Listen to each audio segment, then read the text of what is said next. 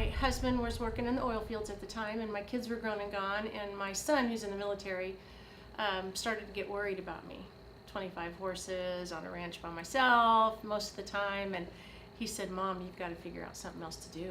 You know, a horse could kick you in the head and you'd be laying down in the barn. Nobody will find you for a while." And so my entrepreneurial spirit kicked in, and I just threw it out on Facebook. "Hey, ladies, who wants to learn how to shoot handguns?" Oh my goodness. It was just an amazing outpouring of women needing education, and wanting some camaraderie. I gave myself a year to seek out the best instructors in the nation, and I went and trained with them. And being an educator, I was more interested in how they taught a feel or the kinetics, or how they taught that. And I also included my STEM, science, technology, engineering, and math background into that. And so I came up with a really comprehensive program. So now we are women training women, and a few brave men. We do actually train quite a few men. And I've since become an NRA training counselor, and what that means is I can actually train NRA instructor candidates to become NRA instructors. I'm on the 4-H National Shooting Team as a level 2 pistol instructor, and what we do is we travel around the country training level 1s how to teach volunteers, how to train youth grades 4 through 12 using firearms and STEM, science, technology, engineering, and math.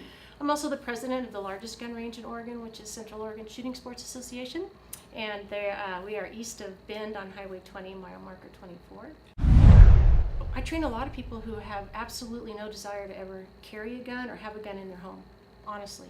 But they want to know how they work, because they might have parents or grandparents that might be convalesced at some point, or their child might go over to a friend's house where there are firearms, or they might come across a firearm, or an active shooting. I teach a run, hide, fight program for active shooting, an active shooter.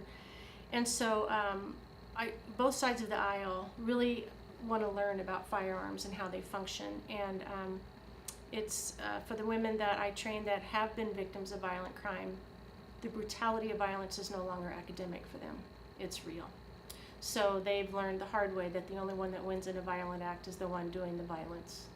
So they need a plan, whether it's just changing how they run their lives, maybe not going to the grocery store with all 3 kids, making them feel vulnerable. They might wait and have a partner go with them, so forth. Not going downtown Bend after 10 o'clock at night on a Saturday night, just changing their MO, their awareness levels, being more aware and in the moment when they're in public versus sitting in your car at a Walmart parking lot on your phone, or whether it's carrying a stun gun or a knife or their own hands or a firearm. I would like to see a culture of education in the United States when it comes to firearm training. I understand in the state of Oregon it's very easy to get a concealed handgun license. I think the personal responsibility to train to shoot that firearm proficiently is a journey, not an event. So you don't get a concealed handgun license, put that in your wallet, and that keeps you safe. You don't have a gun on your hip or on your nightstand and you're magically a good shot. A handgun is a lot tougher to shoot accurately than a rifle or a shotgun.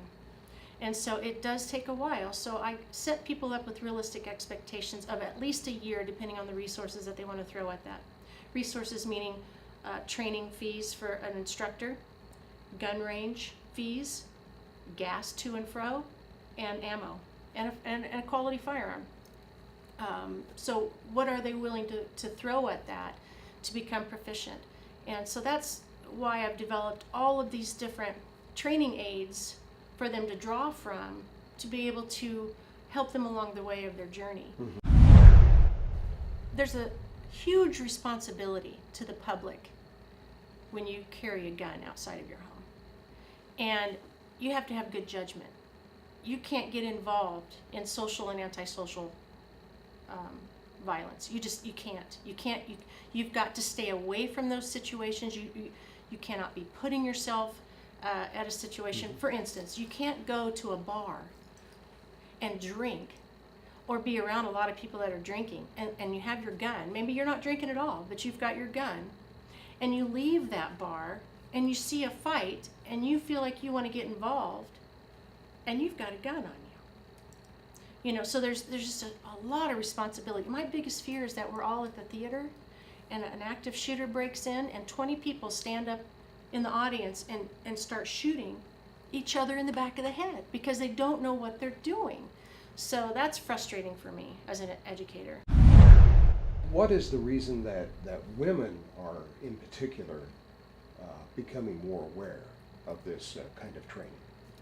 Unfortunately, it's the crime and it's fear-based, which I hate to see that. I try to calm their fears, especially with an active shooter. You know, first of all, they're worried somehow we're going to get invaded, or there's going to be, you know, an active shooter at the airport, which, you know, we've had lots of threats.